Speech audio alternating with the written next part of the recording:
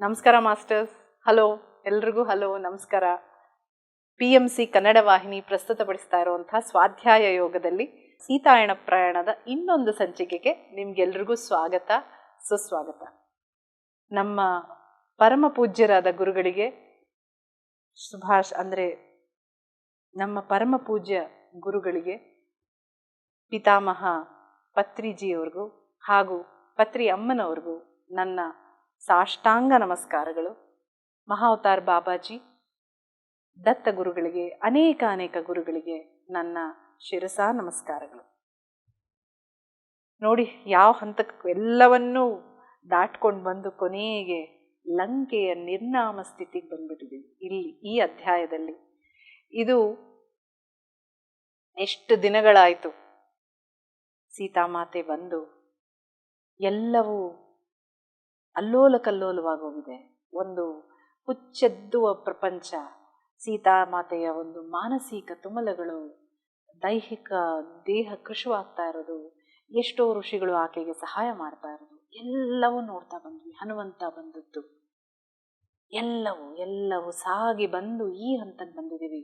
ಕೊನೆಗೆ ರಾವಣ ಆಕೆಯನ್ನ ಎಲ್ಲಾ ರೀತಿ ದೂಷಿಸ್ತಾ, ಯಾವುದು ಕೆಲಸ ಮಾಡಲಿಲ್ಲ, ಆಕೆ ಕುಗ್ಗುತ್ತಾ ಇಲ್ವಲ್ಲ, ತನಗೆ ಸಿಟ್ಟು. ಆಕೆ ಏನು ಮಾಡಿದ್ರು ದೈಹಿಕವಾಗಿ ಕೃಶವಾಗ್ತಾ ಇಲ್ಲ, ಮಾನಸಿಕವಾಗಿ ಕುಗ್ಗುತ್ತಾ ಇಲ್ಲ. ಯಾರು ಇವಳು? ಏನು ಶಕ್ತಿ ಇದು? ಹುಚ್ಚೆದ್ದುವ ಹಾಗೆ ಆಗ್ತಾ ಇದೆ ರಾವಣನ ಪರಿಸ್ಥಿತಿ. ತಾಯಿ ಹೇಳದಂಗೆ ಒಲಿಸ್ಕೊಳ್ಳೋದಕ್ಕೂ ಪ್ರಯತ್ನ ಪಟ್ಟ ರಾವಣ, ಆದ್ರೆ ಅದು ಕೆಲಸಕ್ಕೆ ಬರಲಿಲ್ಲ. ಏನೂ ಪ್ರಯೋಜನವಾಗ್ಲಿಲ್ಲ. ಆಕೆ ನಿಂತಲ್ಲೇ ಕೂತಲ್ಲೇ ಸ್ಥಿರವಾಗಿ ಒಂದು ಅಪಾರವಾದ ಶಕ್ತಿಯಂತೆ ಕೂತು ಅವನನ್ನ ಅಲ್ಲಾಡಿಸ್ತಾ ಇದ್ದಾಳೆ. ಆತ ಅನ್ಕೋತಾ ಇರೋದು ತನ್ನನ್ನ ಅಲ್ಲಾಡಿಸ್ತಾ ಇದ್ದಾಳೆ, ಆದ್ರೆ ಆಕೆ ಅಷ್ಟು ಕರುಣೆಯನ್ನು ತುಂಬಿ ಪ್ರೀತಿಯಿಂದ ಅವನನ್ನ ಎಚ್ಚರಿಸ್ತಾ ಇದ್ದಾಳೆ. ಇದು ನೀನಲ್ಲ, ನಿನ್ನ ಅಸ್ತಿತ್ವ ಬೇರೆ, ಎಚ್ಚೆತ್ತುಕೋ ಅಂತ ಹೇಳ್ತಿದ್ದಾಳೆ. ಈಗಾಗ್ಲೇ ನಾವು ನೋಡಿದ್ವಿ, ಹನುಮಂತ ಬಂದಿದ್ದ. ಇಲ್ಲಿ ಹನುಮಂತನ ವಿಷಯ ಹಿಂದಿನ ಸಂಚಿಕೆಯಲ್ಲಿ ಹೇಳಿದಾಗ ಒಂದು ಮಾತು ಹೇಳೋದು ಮರ್ತೆ ಮಾಸ್ಟರ್ಸ್. ಏನಂದ್ರೆ, ಹನುಮಂತ ಬರ್ತಾನಲ್ಲ, ಬಂದಾಗ ಅವಳು ಬಹಳ ಖುಷಿಯಿಂದ ನಾವೆಲ್ಲ ನೋಡಿದ್ವಿ ಹೆಂಗೆ ಅವಳು ತಾಯಿ ಮಗನನ್ನ ಸ್ವಾಗತಿಸ್ತಾಳೆ, ಊಟ ಕೊಡ್ತಾಳೆ, ಎಲ್ಲವೂ ನಡೀತು. ಆಗ ಒಂದು ಮಾತು ಕೇಳ್ತಾಳೆ ಸೀತಾಮಾತೆ, ಎಷ್ಟು ದಿನ ಆಗೋಯ್ತು ಹನುಮಂತ ರಾಮನನ್ನ ತ್ಯಜಿಸಿ, ಅಥವಾ ರಾಮನಿಂದ ಈ ವಿಯೋಗ ನಾನು ತಾಳ್ಲಾರೆ, ಅಲ್ಲಿ ರಾವಣನನ್ನ ಕರ್ಕೊಂಬಂದು ಎಷ್ಟು ಕಾಲ ಸರಿದು ಹೋಯ್ತು ಅಂತ ಕೇಳ್ತಾಳೆ ಸೀತಾಮಾತೆ. ಆಗ ಕೇಳಿದಾಗ ಹನುಮಂತ ಒಮ್ಮೆ ಯೋಚಿಸಿ, ಬಹುಶಃ 9 ತಿಂಗಳು ಕಳೆದಿರ್ಬೋದಮ್ಮ. ಹೌದು, 9 ತಿಂಗಳು ಸಾಗಿದೆ, 9 ಮಾಸಗಳು ಕಳೆದಿವೆ ನೀನು ಇಲ್ಲಿ ಬಂದು ಅಂತ ಹೇಳಿದ್ದ ಒಂದು ಮಾತು. ಯಾಕೆ ಈ ಮಾತು ನನಗೆ ಬಹಳನೇ ಇದು ಪ್ರಭಾವವಾಯಿತು ಈ ಮಾತು ಅಂದ್ರೆ ಮಾಸ್ಟರ್ಸ್, ಯಾಕೆಂದ್ರೆ ಇಲ್ಲಿ ನಾವು ಯಾವುದೇ ಒಂದು ಈ ತರ ಒಂದು ಕಥೆಗಳು ಕೇಳಬೇಕಾದ್ರೆ, ಅಥವಾ ರಾಮಾಯಣದ ಒಂದು ಸನ್ನಿವೇಶಗಳು, ಮಹಾಭಾರತದ ಸನ್ನಿವೇಶಗಳಾಗ್ಬೋದು, ಅಥವಾ ಮಹಾನ್ ವ್ಯಕ್ತಿತ್ವಗಳ ಅವರ ಒಂದು ಜೀವನ ಏನಿದೆ ಅದೆಲ್ಲ ನೋಡಿದಾಗ ನಮ್ಮ ಕಣ್ಣಿಗೆ ಕಾಣುವ ಅರ್ಥವಲ್ಲದೆ ಒಳಗಿರುವ ಅರ್ಥವೇ ಬೇರೆ ಆಗಿರುತ್ತೆ ಅಂತ ಬಹಳಷ್ಟು ವ್ಯಕ್ತಿಗಳು ಹೇಳಿದ್ದಾರೆ. ನನಗೂ ಇದು ಪದೇ ಪದೇ ಓದಿದಾಗ ಒಂದೊಂದು ಬಾರಿ ಒಂದೊಂದು ರೀತಿ ಅರ್ಥವಾಗೋದು. ಏನಿದು ಈ ಒಂದು ಸಂದರ್ಭ ನಾನು ಯಾಕೆ ಈ ಬಾರಿ ಮತ್ತೆ ನಾನು ನಿಮ್ಗೆ ಹೇಳ್ತಾ ಇದ್ದೀನಿ ಅಂದ್ರೆ, ಇಲ್ಲಿ 9 ಮಾಸಗಳು ಕಳೆದಿದೆ ಅಮ್ಮ, ನೀನಿಲ್ಲಿ ಬಂದು ಕೂತು 9 ಮಾಸಗಳು ಕಳೆದಿದೆ ಅಂತ ಹನುಮಂತ ಹೇಳ್ತಾಗ ನನಗೆಲ್ಲೋ ಒಂದು ಭಾವನೆ ನನ್ನಲ್ಲಿ ಮೂಡಿತು. ಏನು ಒಂದು ಹೆಣ್ಣು ಗರ್ಭ ಧರಿಸಿ 9 ಮಾಸಗಳ ನಂತರ ಏನು ಅವಳು ಕಳಿತಾಳಲ್ಲ, ಆ ಗರ್ಭಧಾರಣೆಯ ಒಂದು ಪರಿಸ್ಥಿತಿಯಲ್ಲಿ 9 ಮಾಸ ಅವಳು ಕಳಿತಾಳಲ್ಲ, ಆ 9 ಮಾಸದ ಎಲ್ಲ ಏರುಪೇರುಗಳು, ಒಂದೊಂದು ಮಾಸದ ತುಮುಲಗಳು ಎಷ್ಟೋ ಹೆಣ್ಣು ಮಕ್ಕಳು ಅನುಭವಿಸ್ತಾರೆ. ಎಷ್ಟೋ ಆರೋಗ್ಯದ ಸಮಸ್ಯೆಗಳಾಗ್ಬೋದು, ಏನೇನೋ ಭಾವನೆಗಳು, ಮೂಡ್ ಸ್ವಿಂಗ್ಸ್ ಅಂತೀವಲ್ಲ, ಭಾವನೆಗಳ ಏರುಪೇರು, ದೈಹಿಕ ಆರೋಗ್ಯದ ಏರುಪೇರು, ಮಾನಸಿಕ ಏರುಪೇರು, ಮತ್ತು 9 ಮಾಸಗಳ ನಂತರ ಆ ಎಲ್ಲ ಯಾತನೆ ಮತ್ತು ಹೆರಿಗೆಯ ಸಮಯದ ಆ ಯಾತನೆಯ ನಂತರ ಬರುವ ಒಂದು ಸುಂದರ ಶಿಶು. ಆ ಶಿಶು ನೋಡಿದಾಗ ಆ ತಾಯಿ ಎಲ್ಲ ಮರ್ತೋಗ್ತಾಳೆ. ತಾನೀ ದಾರಿ ಹಾದು ಬಂದೆ ಅನ್ನೋದೇ ಮರ್ತು ಹೋಗ್ತಾಳೆ ತಾಯಿ. ಇದು ನನಗೂ ಅನುಭವ ಆಗಿದೆ, ನಮ್ಮಲ್ಲಿರುವಂಥ ನಿಮ್ಮ ಎಲ್ಲ ಹೆಣ್ಣು ಮಕ್ಕಳಿಗೂ ಆಗಿರೋ ಅನುಭವ ಇದು. ಅದೇ ನೆನಪಿಗೆ ಬಂತು ನನಗೆ. ನವಮಾಸಗಳು ಕಳೆದ ನಂತರ ಈ ಹನುಮಂತನ ದರ್ಶನ ಬಹುಶಃ ತಾಯಿಗೆ ಅನಿಸಿರ್ಬೋದು, ಈ ನವಮಾಸಗಳ ಗರ್ಭಧಾರಣೆ ಏನೆಲ್ಲವನ್ನ ನಾನು ಅನುಭವಿಸಿದೆ ಈ ಮಗು ಇಂದು ಬಂದಾಗ. ಅದಕ್ಕೆ ಬಹುಶಃ ಅವಳು ಅಷ್ಟು ಆನಂದದಂದಿದ್ಲೋ ಏನೋ. ಬಾ ಮಗು, ಇದು ತಿನ್ನು ಅದು ತಿನ್ನು, ರಾಮನಿಗೆ ಈ ವಿಷಯ ಹೇಳು. ರಾಮ ಏನಂದ, ಸ್ವಲ್ಪ ಕೂತ್ಕೋ, ನಾನು ಇದನ್ನು ನೋಡಬೇಕು, ಕಣ್ತುಂಬ ನೋಡ್ಬಿಡ್ತೀನಿ. ನೋಡಿ, ನನಗೆ ಹೀಗನ್ಸ್ತು. ನಿಮಗೆ ಹೇಗನ್ಸ್ತು ಅನ್ನೋದನ್ನ ತಿಳಿಸಿ ಮಾಸ್ಟರ್ಸ್. ಯಾಕಂದ್ರೆ ನಾನು ಇದನ್ನ ನಿಮ್ಮ ಜೊತೆ ಹಂಚ್ಕೊಳ್ಳೋದನ್ನ ಹಿಂದಿನ ಬಾರಿ ಮರ್ತೆ, ಈಗ ನೆನಪಿಗೆ ಬಂದಾಗ ಹೇಳ್ಬಿಡೋಣ ಅನಿಸ್ತು, ಅದಕ್ಕೆ ಹೇಳ್ತಾ ಇದ್ದೀನಿ. ಮತ್ತೆ ಬರೋಣ, ನಮ್ಮ ಈ ಸಂಚಿಕೆ ಬಗ್ಗೆ ಮಾತಾಡೋಣ. ಇದು ನನಗನ್ಸಿದ್ದನ್ನು ನಿಮ್ಮ ಜೊತೆ ಹಂಚ್ಕೋಬೇಕು ಅಂತ ನಾನು ಮತ್ತೆ ಆ ಸಂಚಿಕೆಯನ್ನು ಮರುಕಳಿಸಿ ನಿಮ್ಮ ಜೊತೆ ಹೇಳ್ಕೊಂಡೆ. ಈಗ ಈ ಸಂಚಿಕೆಗೆ ಬಂದಾಗ ಲಂಕೆಯ ಅಥವಾ ಈ ಕೊನೆಯ ಘಟ್ಟ ಬಂದುಬಿಟ್ಟಿದೆ ರಾಮಾಯಣದಲ್ಲಿ. ರಾಮ ಮತ್ತು ರಾವಣರ ಯುದ್ಧದ ಈ ಕೊನೆಯ ಅಂತ ರಾಮ ಬಂದುಬಿಟ್ಟಿದ್ದಾನೆ. ಸೀತೆ ಧ್ಯಾನದಲ್ಲಿ ನೋಡಿದಾಳೆ, ರಾಮ ಲಂಕೆಯ ಒಂದು ದಡದ ಮೇಲೆ ತನ್ನ ಅದ್ಭುತವಾದಂಥ ಸೈನ್ಯದ ಜೊತೆ, ಮಹಾವೀರ ಶೂರರ ಜೊತೆ ನಿಂತ್ಕೊಂಡ್ಬಿಟ್ಟಿದ್ದಾನೆ. ಆ ಒಂದು ಸಂದರ್ಭದಲ್ಲಿ ರಾವಣ ಬರ್ತಾನೆ. ಇನ್ನೇನು ಯುದ್ಧ ಆರಂಭ ಆಗಬೇಕು, ರಾವಣ ಬರ್ತಾನೆ. ಏನು ಕೋಪ, ಆಕ್ರೋಶ, ಅವನ ಒಂದು ಸೋಲು ಅವನಿಗೆ ಒಪ್ಕೊಳಕ್ಕಾಗ್ತಾಳೆ. ಯಾಕಂದ್ರೆ ಏಕಶ್ಚಿತ್ ಒಂದು ಹೆಣ್ಣಿನ ಮುಂದೆ ತನ್ನ ಎಲ್ಲ ವಿದ್ಯೆಗಳು ವಿಫಲವಾಗಿ ಹೋಯ್ತಲ್ಲ, ಆ ಒಂದು ಸತ್ಯವನ್ನು ಒಪ್ಕೊಳ್ಳೋದಕ್ಕೆ ಸಾಧ್ಯವಿಲ್ಲದೆ ಅವನು ಆಕ್ರೋಶದಿಂದ ಬರ್ತಾನೆ ಅಶೋಕವನಕ್ಕೆ. ಆ ಅಶೋಕ ಮರದ ಕೆಳಗೆ ಸೀತಾಮಾತೆ ತನ್ನ ಧ್ಯಾನದಲ್ಲಿ ಮಗ್ನಳಾದಾಗ ಬಂದು ಇನ್ನೇನು ಹೊಡೆದೇ ಬಿಡಬೇಕು ಅನ್ನೋ ರೀತಿ ಬರ್ತಾನೆ. ಬಂದು ಏನೆಲ್ಲ ಹೇಳ್ತಾನೆ, ನೀನು ಹಿಂಗೆ ಮಾಡಿದೆ ಹಂಗೆ ಮಾಡಿದೆ, ನನ್ನ ಮಾತು ಕೇಳಲಿಲ್ಲ, ನಾನು ಸೃಷ್ಟಿ, ನಾನು ಅಧಿಪತಿ, ತ್ರಿಲೋಕ ಮಾಸ್ಟರ್ ನಾನು, ಹಂಗೆ ಹಿಂಗೆ ಎಲ್ಲ ಹೇಳ್ತಾನೆ. ಆದರೆ ಸೀತಾಮಾತೆ ಸಮಾಧಾನವಾಗಿ ಹೇಳ್ತಾಳೆ, ನಿನ್ನ ವ್ಯಕ್ತಿತ್ವವನ್ನು, ನಿನ್ನ ಅಸ್ತಿತ್ವವನ್ನು ನೀನೇ ಮರೆತು ಬಿಟ್ಟಿದ್ಯಾ ರಾವಣ. ನೀನು ಇದಲ್ಲ, ಈ ಒಂದು ಇಲ್ಯೂಷನ್ ಅಥವಾ ಮಾಯೆ, ಮ್ಯಾಜಿಕ್, ಈ ಜಾದುವಲ್ಲಿ ನೀನು ಇದೇ ಸರ್ವಸ್ವ ಅನ್ಕೊಂಡಿದ್ಯಾ. ಇದು ನೀನಲ್ಲ, ನಿನ್ನ ವಾಸ್ತವ, ನಮ್ಮೆಲ್ಲರ ವಾಸ್ತವ. ಇದು ಸೀತಾಮಾತೆ ರಾವಣಾಸುರನಿಗೆ ಹೇಳ್ತಾ ಇರೋದು ಅಷ್ಟೇ ಅಲ್ಲ, ನಮಗೆಲ್ರಿಗೂ ಅದು ಅನ್ವಯಿಸುತ್ತೆ.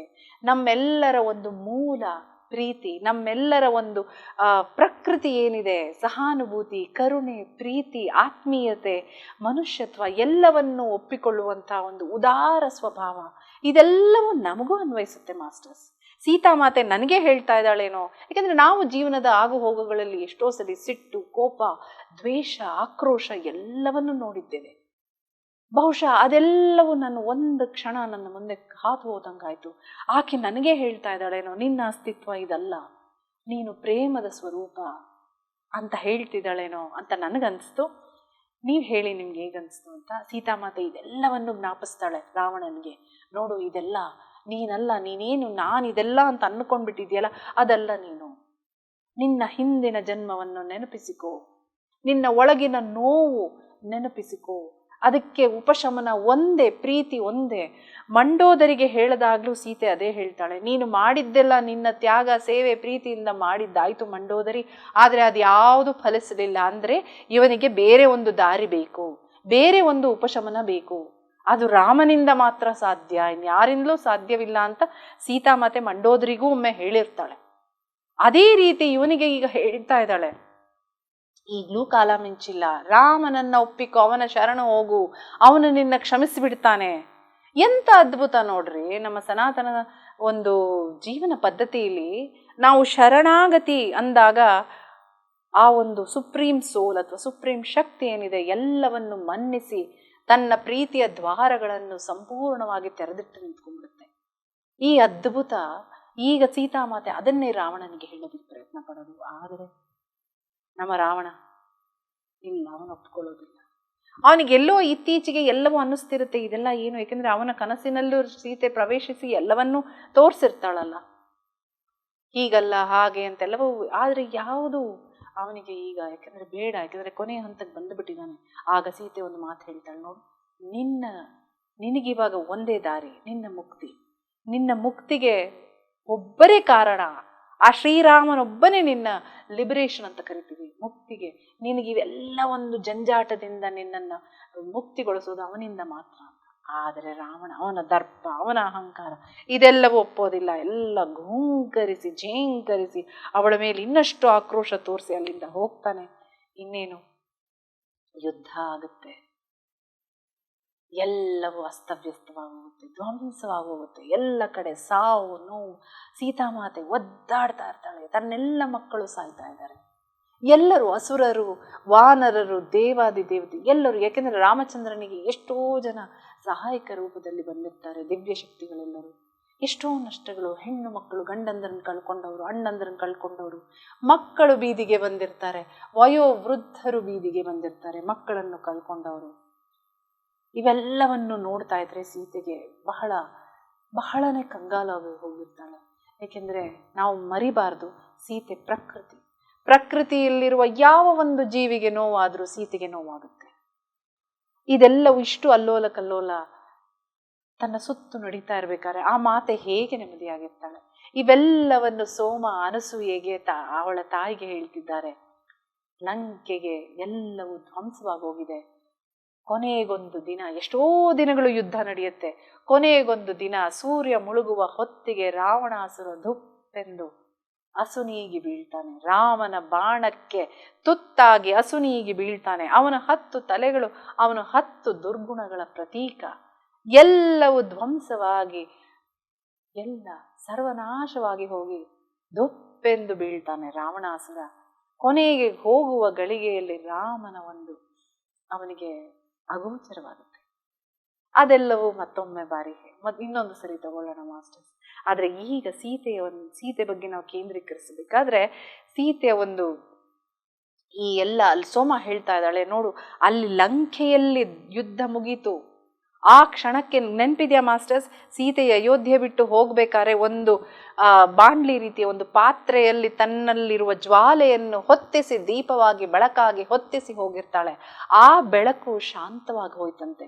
ಸೋಮ ಅದನ್ನ ಗಮನಿಸಿದ್ಲು. ಅಂದ್ರೆ 14 ವರ್ಷ ಕಳೆದ ನಂತರ ಒಂದಾನೊಂದು ದಿನ ಆ ಬೆಳಕು ಶಾಂತವಾಗಿ ಹೋಯ್ತು. ಸೋಮನಿಗೆ ಅಯೋಧ್ಯೆಯಲ್ಲಿ ಕೂತಾಗ ಅಯ್ಯಯ್ಯೋ, ಇದು ಯಾವುದರ ಸೂಚನೆ? 14 ವರ್ಷ ಮುಗಿಯಿತು ಎನ್ನುವ ಸೂಚನೆಯೇ, ಅಥವಾ ಲಂಕೆಗೆ ಹೋಗಿದ್ದಾರೆ ಅನ್ನೋದು ಅವಳಿಗಾಗಲೇ ಗೊತ್ತಾಗಿದೆ, ಅಯೋಧ್ಯೆಯಲ್ಲಿ ಎಲ್ರಿಗೂ ಗೊತ್ತಾಗಿದೆ, ಅಥವಾ ರಾಮನಿಗೆ ಸೀತೆಗೆ ಏನಾದರೂ ಅನಾಹುತವಾಯಿತು ಅನ್ನೋ ಸೂಚನೆಯೇ? ಆದರೆ ಏನೂ ಗೊತ್ತಿಲ್ಲ, ಎಲ್ಲವೂ ಮುಗಿಯಿತು ಅನ್ನೋ ಒಂದು ಸೂಚನೆ, ಅಥವಾ ರಾಮ ಸೀತೆಯರು ವಾಪಸ್ ಬರ್ತಾರೆ. ಯಾವುದು ಸತ್ಯ, ಯಾವುದು ವಾಸ್ತವ, ಯಾವುದು ನಿಜ, ಯಾವ ಸುದ್ದಿ ಏನೂ ಗೊತ್ತಿಲ್ಲ. ಅಯೋಧ್ಯೆಯಲ್ಲಿ ಕೂತಿರುವ ಅವಳಿಗೆ ಏನೂ ಗೊತ್ತಿಲ್ಲ. ಆದರೆ ಬೆಳಕು ಶಾಂತವಾಗಿರೋದು ಗೊತ್ತು. ಅಂದರೆ ಯಾವುದೋ ಒಂದು ಅಧ್ಯಾಯ ಮುಗಿದಿದೆ ಅನ್ನೋದು ಅರಿವಾಗಿದೆ, ಜೊತೆಗೆ 14 ವರ್ಷ ಕಳೆದಿದೆ ಅನ್ನೋದು ಗೊತ್ತಿದೆ. ಇವೆಲ್ಲವೂ ಸೋಮ ಅನಸೂಯೆಗೆ ಅವಳ ತಾಯಿಗೆ ಹೇಳ್ತಾರಂತೆ. ಅವಳು ಅನಸೂಯೆ ಹೇಳ್ತಾಳೆ, ಸಾಕು ತಾಯಿ, ನೀನು ಬಹಳ ಸುಸ್ತಾಗಿದ್ಯಾ, ಇನ್ನೊಮ್ಮೆ ಬರ್ತೀವಿ ಅಂತ. ಆದರೆ ಸೋಮ ಹೇಳ್ತಾಳೆ, ತಾಳು ಇನ್ನೇನು ಮುಗಿದೋಗ್ತಾ ಇದೆ, ನಾನು ಹೇಳ್ತಿರುವ ಸೀತಾಮಾತೆಯ ಕತೆ ಮುಗಿದೋಗ್ತಾ ಇದೆ ಅಂತ ಹೇಳ್ತಾಳೆ. ಈ ಎಲ್ಲದರಲ್ಲಿ ರಾವಣ ಸಾಯುವ ಮುಂಚೆ, ಸ್ವಲ್ಪ ದಿನಗಳ ಮುಂಚೆ ಇಲ್ಲೊಂದು ವಿಷಯ ಹೇಳೋದು ಮರ್ತೆ ನಾನು. ಬಹಳ ಅದ್ಭುತವಾದಂಥ ವಿಷಯ, ನನಗೆ ಈ ಪುಸ್ತಕ ಓದ್ದಾಗಲೇ ಗೊತ್ತಾಗಿದ್ದು. ನಮಗೆಲ್ರಿಗೂ ಗೊತ್ತು ಲಕ್ಷ್ಮಣ ಮೂರ್ಛೆ ತಪ್ಪಿ ಬೀಳ್ತಾನೆ ಅನ್ನೋದು. ಶೂರ್ಪಣಿಕೆ ಶಾಪ ಹಾಕಿ ಬೈದು ಹೋಗಿರ್ತಾಳೆ ಮೂಗು ಕಡಿದುಕೊಂಡಾಗ, ಲಕ್ಷ್ಮಣ ನೀನು ರವ ನರಕವನ್ನು ಅಥವಾ ಸಾವನ್ನು ಅನುಭವಿಸ್ತೀಯ ಅಂತ. ಅದು ಸತ್ಯವಾಗೋದಕ್ಕೆ ಬಂದು ಇಂದ್ರಜಿತುವಿನ ಒಂದು ಬಾಣ, ನಾನು ತಪ್ಪಾಗಿದ್ರೆ ನನ್ನನ್ನು ತಿದ್ದಿ, ಬಹುಶಃ ಇದು ಇಂದ್ರಜಿತುವಿನ ಬಾಣವೇ ಇರಬೇಕು, ಅವನ ಒಂದು ಬಾಣ ತಗಲಿ ಮೂರ್ಛೆ ಹೋಗಿರ್ತಾನೆ. ಸಾಕಷ್ಟು ರಾಮ ವಿಲಾಪಿಸಿರ್ತಾನೆ. ಒಬ್ಬರು ಮಹಾನ್ ಗುರುಗಳು ಹೇಳಿದ್ದ ಪ್ರಕಾರ ಹನುಮಂತ ಹೋಗಿ ಸಂಜೀವನಿ ಔಷಧಿ ತಂದರೆ ಅವನು ಬದುಕ್ತಾನೆ ಅನ್ನೋದು ಎಲ್ಲ ಗೊತ್ತಾಗಿರುತ್ತೆ. ಹನುಮಂತ ಹೋಗಿರ್ತಾನೆ. ಇಲ್ಲಿ ತಾಯಿಗೆ ಲಕ್ಷ್ಮಣ ಮೂರ್ಛೆ ಬಿದ್ದಿರುವ ಒಂದು ವಿಷಯ ತ್ರಿಜಟ ಬಂದು ಹೇಳ್ತಾಳೆ. ತಾಯಿ ನಂಬೋದಕ್ಕಾಗಲ್ಲ, ಇಲ್ಲ ಲಕ್ಷ್ಮಣನಿಗೆ ಏನೂ ಆಗೋದಿಲ್ಲ, ರಾಮ ಲಕ್ಷ್ಮಣನಿಗೆ ಏನೂ ಆಗೋಲು ಬಿಡೋದಿಲ್ಲ ಅಂತ ಅಷ್ಟು ಖಾತ್ರಿ ಆಗಿರ್ತಾಳೆ. ಆದರೂ ಧ್ಯಾನದಲ್ಲಿ ಕೂತು ಹೋಗಿ ನೋಡ್ತಾಳೆ, ಯುದ್ಧ ಭೂಮಿಲಿ ಲಕ್ಷ್ಮಣ ಮೂರ್ಛೆಯಿಂದ ಬಿದ್ದಿದ್ದಾನೆ. ರಾಮ ಕಂಗಾಲಾಗಿ ಪ್ರಲಪಿಸ್ತಾ ಇದ್ದಾನೆ, ಅಯ್ಯೋ ನನ್ನ ತಮ್ಮ ಹಿಂಗಾಗೋದ್ನಲ್ಲ ಅಂತ. ಆಗ ಅಡ್ಡವಾಗಿ ನಿಲ್ತಾಳೆ ಮಾತೆ. ಯಮರಾಜ ಬರ್ತಾನೆ ಲಕ್ಷ್ಮಣನ್ನ ಕರೆದುಕೊಂಡು ಹೋಗಕ್ಕೆ, ಮಾತೆ ಅಡ್ಡವಾಗಿ ನಿಲ್ತಾಳೆ. ಸಾಧ್ಯವಿಲ್ಲ ಯಮಧರ್ಮರಾಜ, ನೀನು ನನ್ನ ಮಗನನ್ನ ಕರೆದೊಯ್ಯಲು ಸಾಧ್ಯವಿಲ್ಲ ಅಂತ ಹೇಳ್ತಾಳೆ. ಆಗ ಯಮ ಹೇಳ್ತಾನೆ, ಇಲ್ಲ ಅವನ ಸಮಯ ಮುಗೀತು. ಎಲ್ಲಿ ಭಾಷ ಬೀಸಲು ನೋಡಿದರೂ ಅಲ್ಲಿ ಸೀತೆ ಬಂದು ಅಡ್ಡಲಾಗಿ ನಿಂತಿರುವ ಪರಿಸ್ಥಿತಿ ಯಮನಿಗೆ ಎದುರಾಗುತ್ತೆ. ಆಗ ಯಮ ಹೇಳ್ತಾನೆ, ಇಲ್ಲ ಇದಕ್ಕೇನಾದ್ರೂ ಒಂದು ಪರಿಹಾರ ಮಾಡಲೇಬೇಕು, ನಾನು ಹೀಗೆ ಬಿಟ್ಟು ಹೋಗೋದಿಕ್ಕಾಗಲ್ಲ, ಅವನನ್ನು ಕರ್ಕೊಂಡು ಹೋಗ್ಬೇಕು ಸೀತೆ ಅಂತ ಹೇಳಿದಾಗ ಸೀತೆ ಹೇಳ್ತಾಳೆ, ನಾನು ಬದುಕಿರುವವರೆಗೂ ಇದು ಸಾಧ್ಯವಿಲ್ಲ ಅಂತ. ಆಗ ಯಮ ಏನು ಮಾಡ್ತಾನೆ, ಆಯ್ತು ಇದಕ್ಕೊಂದು ಪರಿಹಾರ ಕೊಡು ಅಂದಾಗ, ನನ್ನ ಆಯಸ್ಸಿನ ಕೆಲವು ವರ್ಷಗಳನ್ನ ಅವನಿಗೆ ಕೊಟ್ಟು ನೀನು ಹೋಗು ಇಲ್ಲಿಂದ ಅಂತ ಹೇಳ್ತಾಳೆ. ಹಾಗೇ ಮಾಡ್ತಾನೆ ಯಮ. ಸೀತೆಯ ಆಯಸ್ಸು ಒಂದಷ್ಟು ವರ್ಷಗಳನ್ನ ಲಕ್ಷ್ಮಣನಿಗೆ ಕೊಟ್ಟು ತಾನು ಹೋಗ್ತಾನೆ. ಆಗ ಸೀತೆ ವಾಪಸ್ ತನ್ನ ದೇಹದಲ್ಲಿ ಬಂದು ಶೋಕವನದಲ್ಲಿ ದೊತ್ತೆಂದು ಬೀಳ್ತಾಳೆ.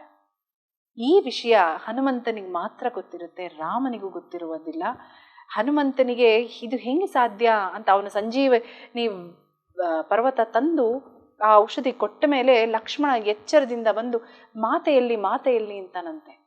ಎಲ್ಲಿ ಮಾತೆ ಅಂತ ಎಲ್ಲರೂ ನೋಡಿದಾಗ, ಇಲ್ಲ ಮಾತೆ ಬಂದು ನನ್ನನ್ನು ಕಾಪಾಡಿದ್ಲು ಅಂತ ಹೇಳಿದ್ನಂತೆ ಲಕ್ಷ್ಮಣ.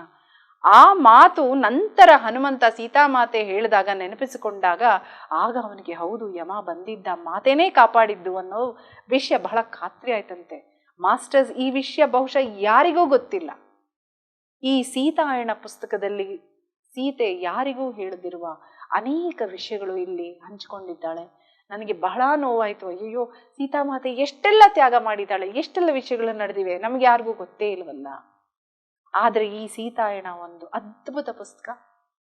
ಇದು ಪುಸ್ತಕ ಮಾತ್ರವಲ್ಲ, ಅವಳು ಅಂತರಾಳದ ಮಾತು, ಅವಳ ಬದುಕಿನ ಎಷ್ಟೋ ಪುಟಗಳ ಒಂದು ಚಿತ್ರೀಕರಣ ಈ ಸೀತಾಯಣ ಪುಸ್ತಕ.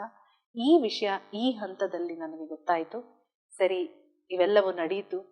ನಂತರ ಬಹಳ ಕೃಶವಾಗಿ ಹೋಗಿದ್ದಾಳೆ. ಕೆಲವು ದಿನಗಳ ನಂತರ ಇಂದ್ರಜಿತು ಸತ್ತ. ಇಂದ್ರಜಿತು, ಕುಂಭಕರ್ಣ ಎಲ್ಲರೂ ಸತ್ರು. ರಾವಣ ಕೂಡ ದೊತ್ತೆಂದು ಬಿದ್ದ.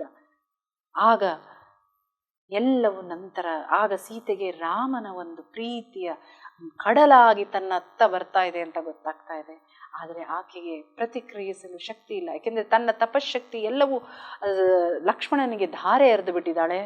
ಸುಸ್ತಾಗಿ ಬಿದ್ದೋಗಿದ್ದಾಳೆ. ರಾಮ ಬರ್ತಾನೆ ಅಶೋಕವನಕ್ಕೆ, ಲಕ್ಷ್ಮಣ, ರಾಮ, ಅನೇಕ ಸುಗ್ರೀವ ಎಲ್ಲರೂ ಬರ್ತಾರೆ ಮಾತೆಯನ್ನು ಹುಡುಕಿಕೊಂಡು.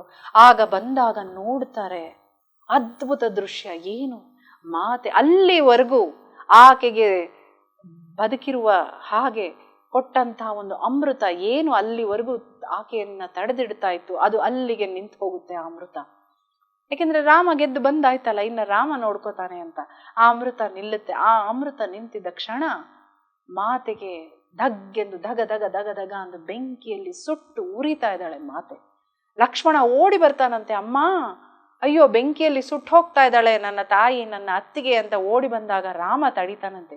ಇರು ಲಕ್ಷ್ಮಣ, ಅವಳು ಸುಡುತ್ತಿಲ್ಲ. ಈ ಸುತ್ತಲೂ ಏನು ಲಂಕೆ ಎಲ್ಲ ಧ್ವಂಸವಾಗೋಗಿದೆ, ಎಲ್ಲ ಸಾವು ಇವೆಲ್ಲವೂ ಅವಳಲ್ಲಿ ಸೇರಿ ಹೊತ್ತುಕೊಂಡು ಉರಿತಾ ಇದೆ. ಅಷ್ಟೇ ಅಲ್ಲ, ಅವಳ ತಪಸ್ಸಿನ ಶಕ್ತಿ ಇವೆಲ್ಲವನ್ನು ಆಹುತಿ ತಗೊಂಡು ಹತ್ತುಕೊಂಡು ಉರಿತಾ ಇದ್ದಾಳೆ ಅವಳು. ಅವಳಿಗೇನು ಆಗೋದಿಲ್ಲ, ಹೆದರಬೇಡ ಅಂತ. ಇಲ್ಲಿ ಒಂದು ಮಾತು ನನಗೆ ನೆನಪಾಯ್ತು. ನಮ್ಗೆಲ್ರಿಗೂ ಗೊತ್ತಿರೋ ಹಂಗೆ ರಾಮ ಅಗ್ನಿ ಪರೀಕ್ಷೆ ಮಾಡ್ದ ಅನ್ನೋದು ನಾವೆಲ್ಲ ತಿಳ್ಕೊಂಡಿದ್ದೀವಿ.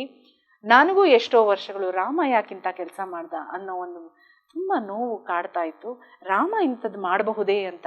ಆದರೆ ಸೀತಾಯಣ ಓದಿದಾಗ ಮಾಸ್ಟರ್ಸ್ ನಿಮ್ಗೆ ಅರ್ಥ ಆಗುತ್ತೆ, ಇದು ಅಗ್ನಿ ಪರೀಕ್ಷೆ, ರಾಮನೊಡ್ಡಿದ ಅಗ್ನಿ ಪರೀಕ್ಷೆ ಅಲ್ಲ, ಅಥವಾ ಪ್ರಪಂಚಕ್ಕೆ ಸೀತೆಯ ಒಂದು ಪಾತಿವೃತ್ಯವನ್ನು ತೋರಿಸುವ ಒಂದು ಪರೀಕ್ಷೆ ಅಲ್ಲ.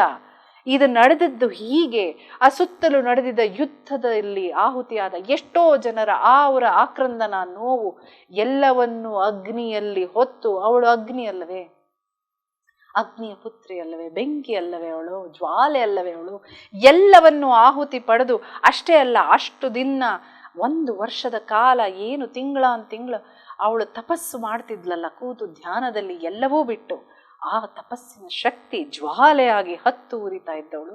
ಇದು ಅಗ್ನಿ ಪರೀಕ್ಷೆ ಅಲ್ಲ, ಇದು ನಡೆದಿದ್ದು ಹೀಗೆ ಅನ್ನೋ ವಿಷಯ ಸೀತಾಯಣದಲ್ಲಿ ನನಗೆ ಗೊತ್ತಾಯಿತು. ಇದಾದ ನಂತರ ಎಲ್ಲವೂ ಶಾಂತವಾದ ಮೇಲೆ ರಾಮನಿಗೆ ಎತ್ತು ಮುಗಿಬೇಕು ಅಂತ ನಿಲ್ಲುತ್ತಾಳೆ ಅವಳು. ನಿಲ್ಲುವ ಶಕ್ತಿ ಇಲ್ಲ.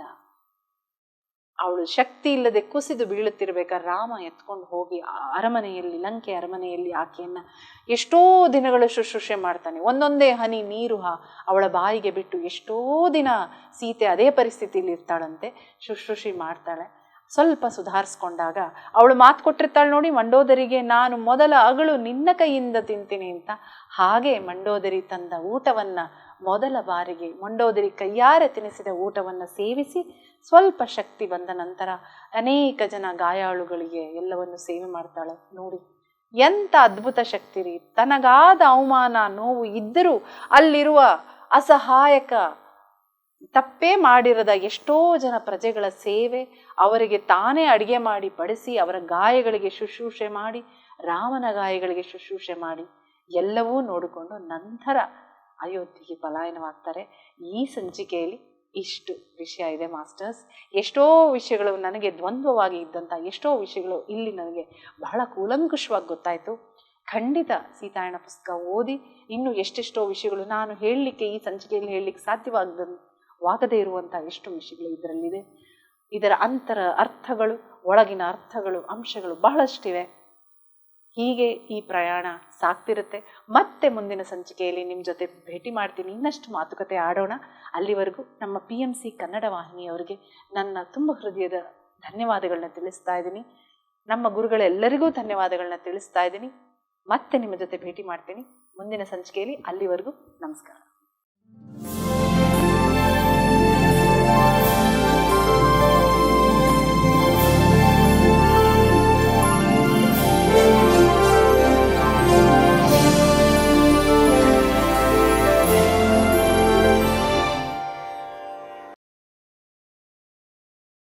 PMC ಕನ್ನಡ ಚಾನೆಲ್ ಅನ್ನು ಲೈಕ್ ಮಾಡಿ, ಶೇರ್ ಮಾಡಿ, ಸಬ್ಸ್ಕ್ರೈಬ್ ಮಾಡಿ ಮತ್ತು ಮಾಡಿಸಿ. ಎಲ್ಲರಿಗೂ ಧನ್ಯವಾದಗಳು.